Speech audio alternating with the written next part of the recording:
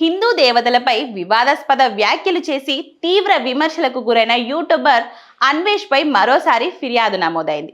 సినీ నటి బీజేపీ నాయకురాలు కరాటే కళ్యాణి తాజాగా పంజాగుట్ట పోలీస్ స్టేషన్ను ఆశ్రయించి అన్వేష్ పై కఠిన చర్యలు తీసుకోవాలని డిమాండ్ చేశారు.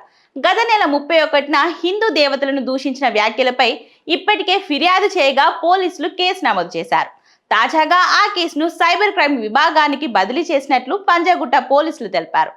ఇదే వ్యవహారంలో ఆదివారం మరోసారి పోలీస్ స్టేషన్ కు వచ్చిన కరాటే కళ్యాణి అన్వేష్ పై అదనపు సెక్షన్లు చేర్చాలని కోరుతూ ఫిర్యాదు అందజేశారు. కరాటే కళ్యాణి తన ఫిర్యాదులో ప్రస్తుతం ఎఫ్ఐఆర్ లో ఉన్న ఐటీ యాక్ట్ 67 యాక్షన్ తో పాటు బిఎన్ఎస్ 69A సెక్షన్ కూడా చేర్చాలని స్పష్టంగా కోరారు. ఈ సెక్షన్ అమల్లోకి వస్తే అన్వేష్ నిర్వహిస్తున్న నా అన్వేషణ పేరుతో ఉన్న యూట్యూబ్ ఛానల్ కు బ్లాక్ చేయవచ్చని ఆమె పేర్కొన్నారు.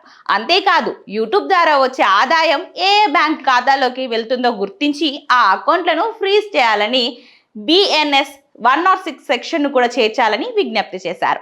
దీనికి సంబంధించిన పలు డాక్యుమెంట్లను తన న్యాయవాదితో కలిసి పోలీసులకు సమర్పించారు.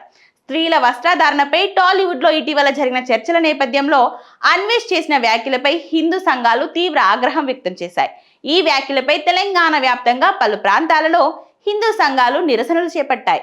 అన్వేష్ దిష్టి బొమ్మలను దగ్ధం చేస్తూ అతన్ని భారత్ కు రప్పించి శిక్షించాలని డిమాండ్ చేశారు.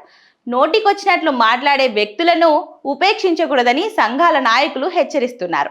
ఇదిలా ఉండగా అన్వేష్ పై ఇప్పటికే పంజాగుట్ట పోలీస్ స్టేషన్ లో నమోదైన కేసు దర్యాప్తును పోలీసులు ముమ్మరం చేశారు. ఏపీ, తెలంగాణలోని పలు ప్రాంతాలలో అతడిపై కేసులు నమోదయ్యాయి. కేసును సైబర్ క్రైమ్ కు బదిలీ చేయడంతో ఆన్లైన్ కంటెంట్, ఆదాయ మార్గాలు, విదేశాలలో ఎక్కడున్నాడు అనే అంశాలపై కూడా విచారణ జరిపే అవకాశం ఉంది. ఈ కేసుకు సంబంధించిన అన్ని అంశాలను పరిగణలోకి తీసుకొని చట్టపరంగా అవసరమైన చర్యలు తీసుకుంటామని పోలీసులు స్పష్టం చేస్తున్నారు.